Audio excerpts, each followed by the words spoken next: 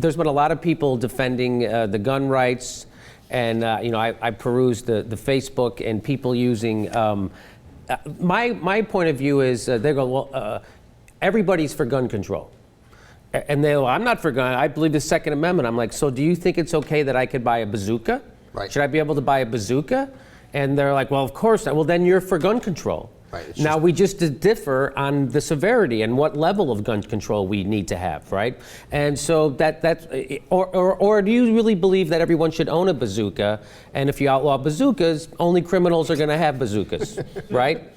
Because is that how the logic goes? Because I haven't hit my head against the wall yet today, right. So I don't know how that logic works. The NRA, if we're to believe them and believe their supporters, the NRA would not argue that every American has the right to own a bazooka. Right.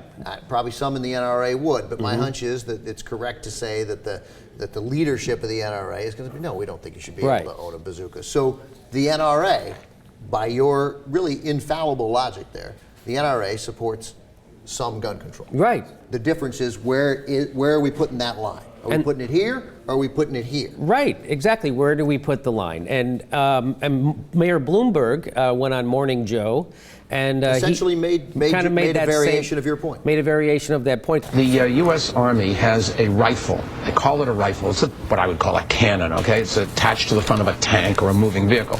It shoots a nuclear warhead. The NRA would say, oh, that's a gun, and people have a right to have that. I mean, where's the limit here?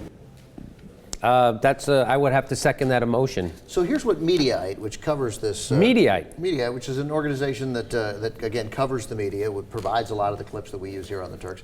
The guy writes Noah Rothman writes, I'm no expert on firearms, but I would venture that the limit of what the NRA would defend in terms of an individual's Second Amendment right ends several miles before nuclear cannon.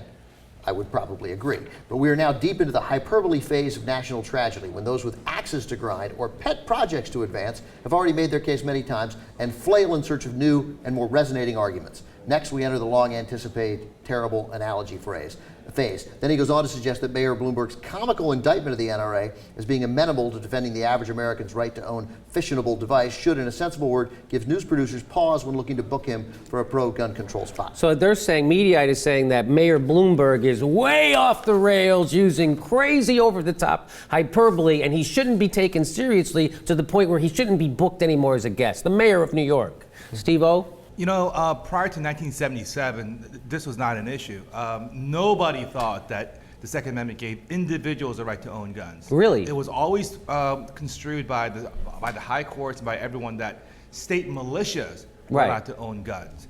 And it wasn't until 77 when the NRA prior to 77 was all about gun safety and how to use guns. And then they became co-opted by the gun manufacturers. And from 77 on, they've had this, all-out campaign to make it all about individual rights to own guns. So this is a very new thing, and it's a very activist approach by the courts who lean right now to turn this on its head. So these guys, they're the crazy ones. Yes, and the Supreme Court only recently, in the new Supreme Court, even sort of shifted their approach to the individual, sort of being able to carry a concealed weapon.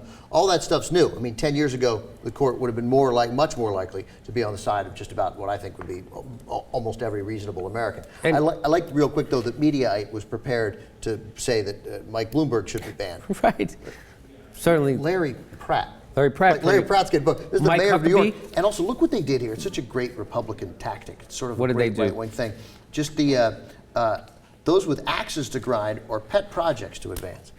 A pet project is I'm trying to get a giant panda for the Bronx Zoo. Yes. I'm working with China. That's a pet project. Right. 20 children are dead. It's not a pet project. When anybody talks about, you see the reaction, and Bill O'Reilly did it also, the notion that we all talked about this too quickly to advance our political agenda. Yeah, if the agenda is that every child there should be a 0% chance of a child at school being shot to death. Right.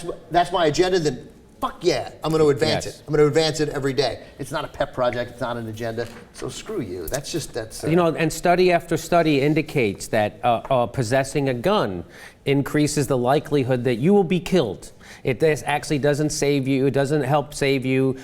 People being killing intruders is an infinitesimal percentage of people who use their guns in their home. In fact, if you have a gun in your home, chances are it's going to be used on you or a loved one. And it's always in domestic violence is when it really shows up, right? 16 people. If there's a gun in the house, domestic violence, a woman is 16 times more likely to be shot than to be killed than not. So it's just, and people go on my Facebook page and they're like, well, I haven't seen the studies that say, because you haven't looked. And then I link all the studies and they go, well, I don't know about that organization study. It's Harvard. They did a goddamn study and they said that if you own a gun, it's going to backfire on you. So there's just no debating it. The evidence is in. It's just like with supply side economics and cutting taxes for millionaires don't cost. The evidence is in. This is just people working backwards from a conclusion. The conclusion being, I want to own guns. Now, how can I justify it? It's never, let's look at the evidence and see what the evidence says. It's always, I want to have this conclusion, so let's cherry pick evidence that backs it up.